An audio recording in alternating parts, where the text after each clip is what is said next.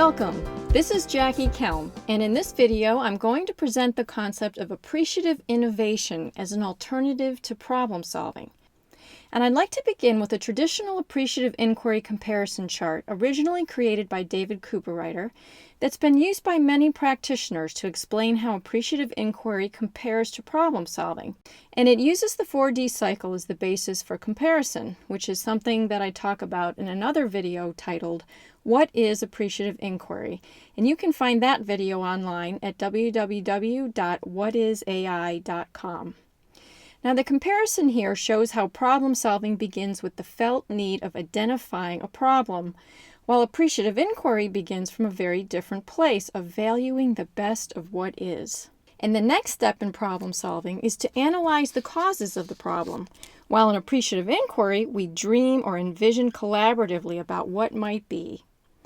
In problem solving, we then analyze possible solutions. While in appreciative inquiry, we dialogue about what might be based on our inquiry into the best of what is and our vision of the future.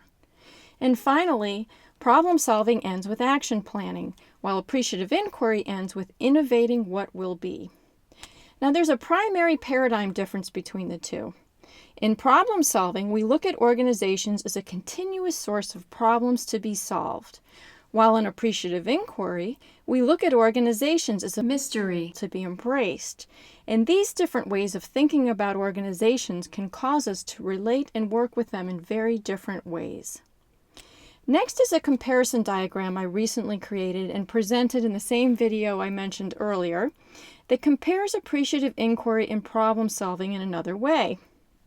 In this chart, we have a continuum of results that you get in an organization. So for example, if your organization all of a sudden had a customer service issue, that would show up on the left side of the continuum between poor and acceptable results. And so what we do with problem solving is we fix the problem to return to acceptable results or status quo. And in this case, it would be eliminating the customer service complaint to get back to average or no customer complaints. And we call this restoration.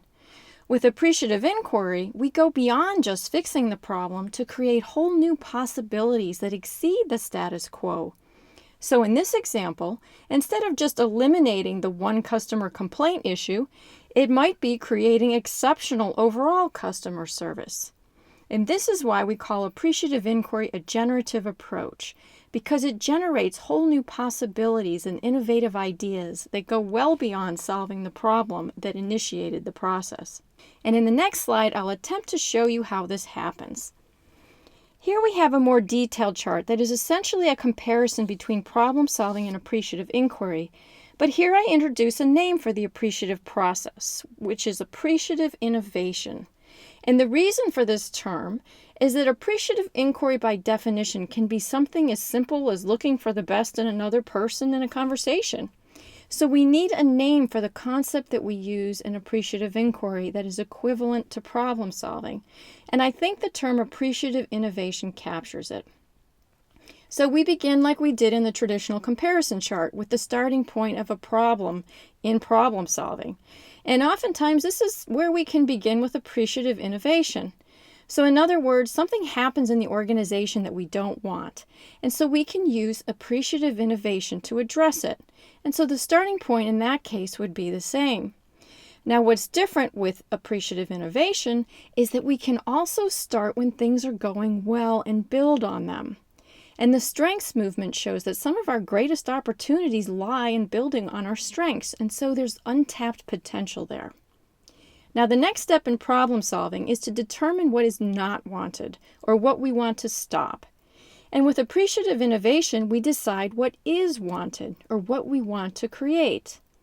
In the customer service example, we might decide that we don't want this customer service complaint, or that we want to fix or stop the customer service complaint. While with appreciative inquiry, we think about what we do want to create, which might be excellent customer service. Now you'll see on the far right there the number 1, and that corresponds to the first step in the Appreciative Engagement 3-step process, which is a simple process I created to apply the appreciative principles that I'll cover in another video. And the 3 steps in this process are ask, imagine, and act. And most people are familiar with the 4D cycle, which is the most common process for using appreciative inquiry that I mentioned in the What is AI video. Now, the next step in comparing problem solving to appreciative innovation is to analyze the situation. And with problem solving, we go in depth on the problem.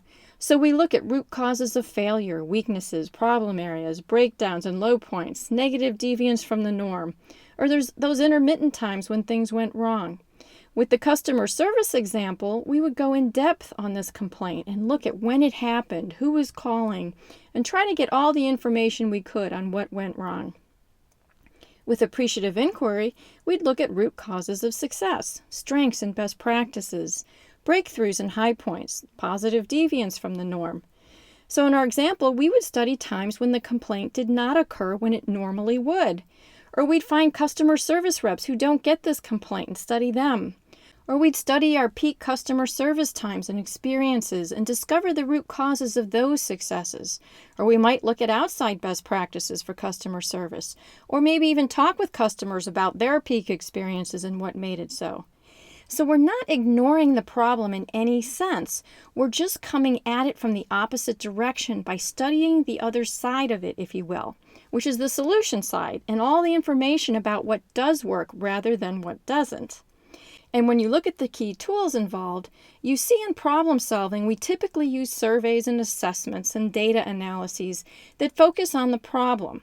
While in appreciative inquiry, we tend to use appreciative interviews to ask about all the high points and best practices that I just mentioned, and use reframing as a tool to look at the situation from multiple perspectives to gain new insights into how to deal with it. And we capture stories of high points and best practices to share and learn from. Now, we can collect data as well on what works. And the people involved in the process are different for this reason as well.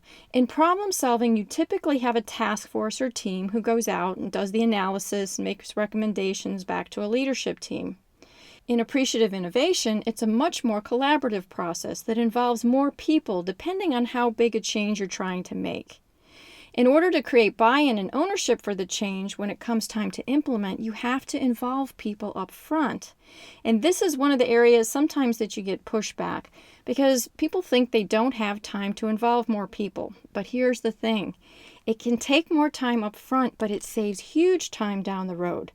And frankly, it can be the difference between making the change happen or not, because involvement is what creates the enthusiasm and commitment for change. And there are ways to involve people that don't have to take a lot of time. And the momentum and insights generated are magnitudes greater than the relative cost. Next is the summaries that result from the analysis for each process. So for problem solving, we end up knowing what went wrong, why, and who is to blame. With appreciative innovation, we know what works, why, and who we can celebrate or acknowledge and learn from. Can you feel the energy difference here? And then look at the outcomes. With problem solving, we have to create a list of possible solutions based on what does not work. Think about that. We have to extrapolate or guess from what went wrong as to what might work. So compare this to appreciative innovation, where we've been studying nothing but solutions and what works and best practices. And what has worked even only one time, or who are the people who figured it out. We get all kinds of information about what works. So now when we have to come up with potential solutions, we have a wealth of things to pull from. And the other thing we get with appreciative innovation that is central to the process is a collaborative vision for what we want to create going forward. And this provocative and inspiring image acts as a beacon or guiding light to align everyone to what is wanted and get everyone moving forward in the same direction. So let's just pause for a moment here and look at these two lists. Can you see why the appreciative approach generates energy and enthusiasm for change? Would you rather be the person on the left who gets interviewed to find out why you messed up and why you have the most customer service complaints, or the person on the right who gets interviewed to find out why you are so exceptional? Would you rather be in the group that's getting studied who does the worst, or the one who does the best? Who do you think is more likely to cooperate? So the next step in the process, in the change process, which in some ways is similar in both cases, is action planning and implementation. And the difference is in the processes used, and it's beyond the scope of this presentation to explain those differences, but the idea is that we continue with the same appreciative paradigm in how we implement. And the thing with appreciative inquiry is by this point, you have already made huge progress. You've got support for change, a guiding vision, enthusiastic and supportive people, and success stories and best practices to work with and implement.